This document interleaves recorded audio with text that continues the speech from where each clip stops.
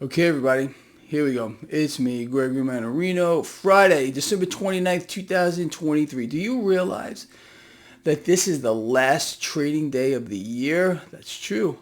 The last trading day of the year. We made it, and we got through this year, I think, pretty well, honestly.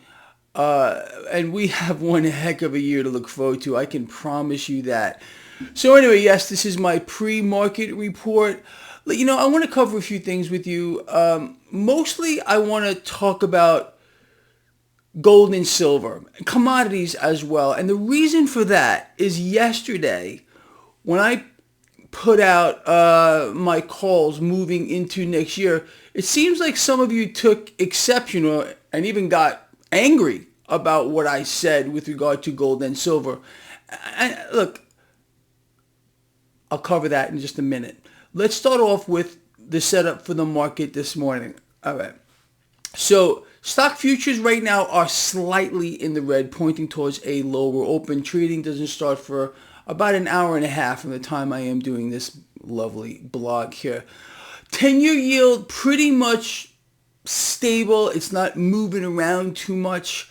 And that's an illusion as well. Again, being maintained by the Federal Reserve in this case.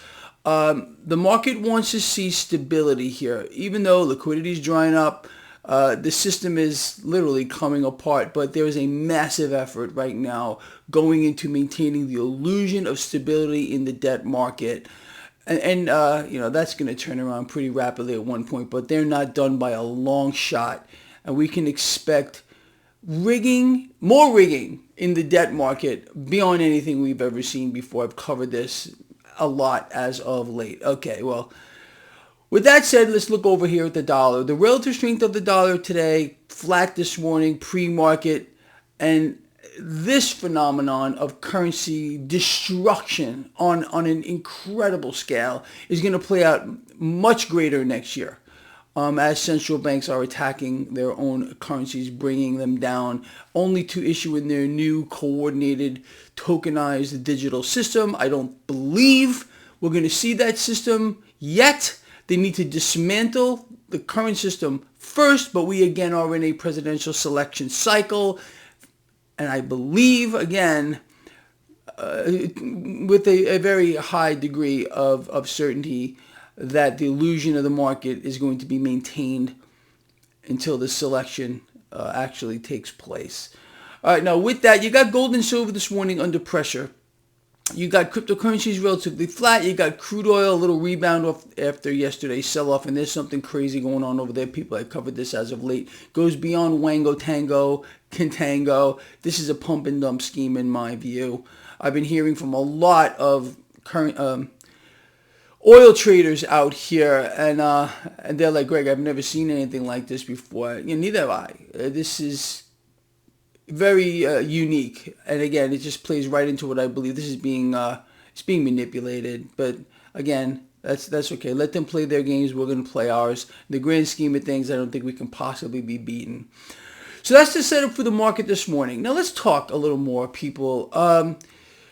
I said. And one of my calls for next year was for the price of gold and silver and commodities overall to remain suppressed. The main reason behind this, okay, is very simple in my view. It's the fact that this environment will remain risk on. Risk on meaning, again, rate suppression drives cash into the stock market. It also drives cash into real estate. Cash comes from somewhere. And I'm not saying that we're not going to see gains moving forward. I think we're going to see a lot of volatility with regard to gold, silver, and commodities moving forward. I mean, just think about it. Global debt today is skyrocketing at its fastest pace we've ever seen in history, and we're going to see a lot more of that come 2024. Meanwhile, the price of gold and silver, yes, they have come up, okay, but not on par with what we're witnessing with global debt. And in my view, and I've told you this literally since day one, over 10 years ago, you got to take the opposite side of the trade. If we understand, people, that global debt is going to hyper balloon from here. It's already in the biggest hyper bubble in the history of the world, but we haven't seen anything yet.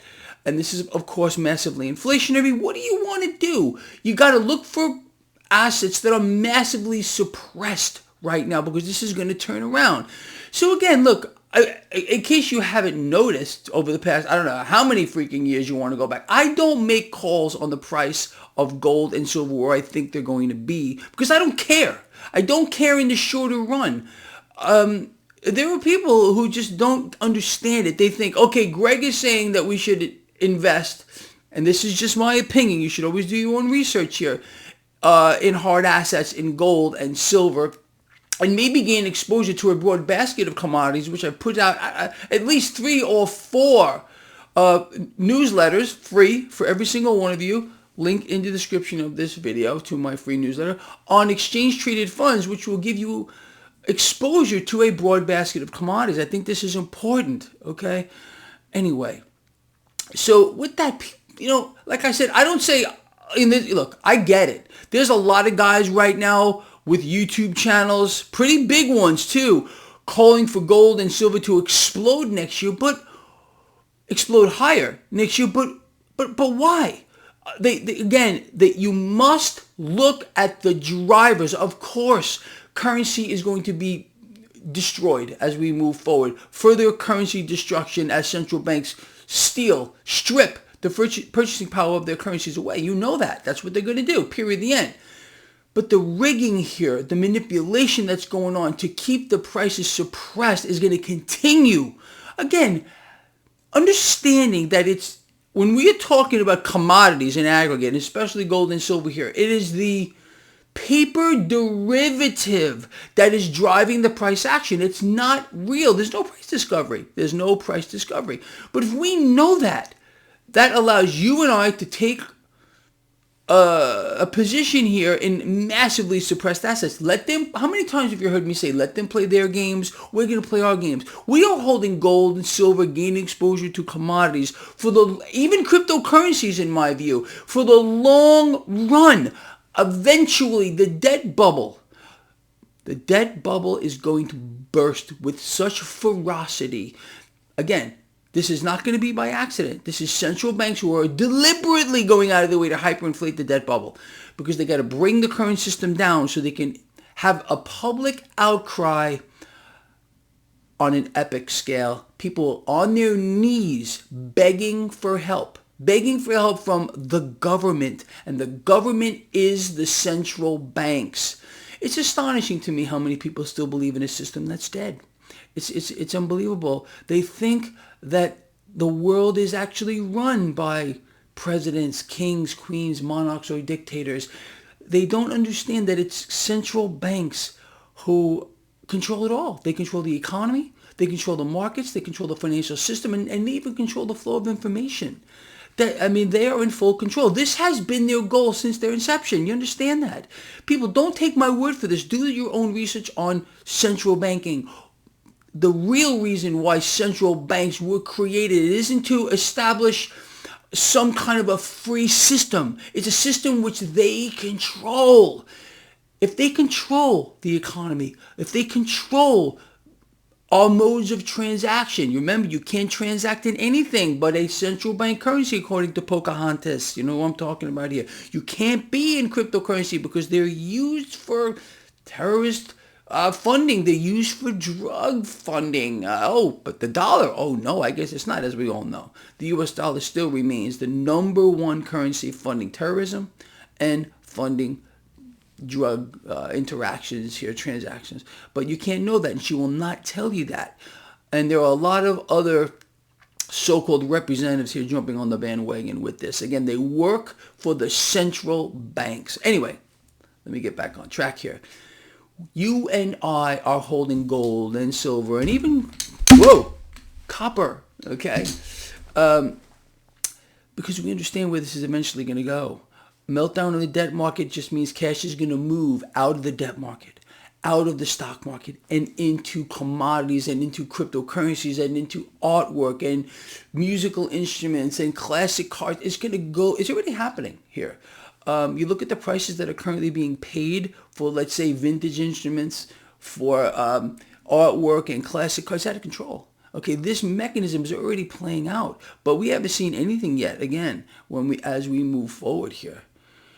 Anyway, so as I said, look, I hope you're understanding this, because there are so many people who say, "Oh, Greg has been wrong about the price of gold and silver." Really? When have I put a price target on it? I'm telling you. Eventually, the meltdown in the debt market is going to drive commodities to the moon. Again, risk on will become risk off. Should be very simple to understand. But central banks colluding with our so-called representatives who represent them, we have no representation at all. Okay, they're playing the game. You know all about the game. I wrote a paper on the game. It's thousands and thousands and thousands of years old here. It has created an environment of illusions, okay, where nothing is real. I've been telling you this for how long? Anyway, people, look, I hope you understand what I'm talking about here. Why you need these things, at least in my opinion, in your portfolio. There's a lot of people who despise gold and silver. A lot of people who despise cryptocurrencies. A lot of people don't believe that cash is going to make its way into other things. For example, musical instruments, artwork, classic cars, collectible things. That's where it's going to go. In this environment, because cash does not grow money wings and fly away to money heaven, people. I've been telling you this since forever here. It looks for places to go, and in this environment where risk on is being maintained, and is going to be maintained to a higher degree as central banks start to cut rates next year, which they will. Okay, I know a lot of you don't believe that, and you're entitled to your own opinion. I'm not going to beat you up over it. Okay, you can. That's what makes a market. Some guy or girl says this, another guy. But look.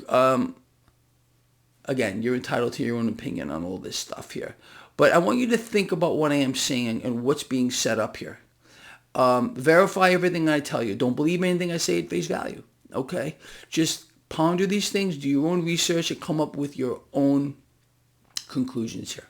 All right? All right, people. Look, with that said, I'm going to let you go. I love you all so much. Again, this is the last trading day of the year. It's pretty interesting. The Dow just closed yesterday at a new record high. Let's see what happens today. I will see all of you later, 4:05 p.m. Eastern time for the live stream. I hope to see more of you there. All right. I want this thing to grow. So anyway, with that said, have some questions ready for me. We'll cover them later. That's it. I'll see you later.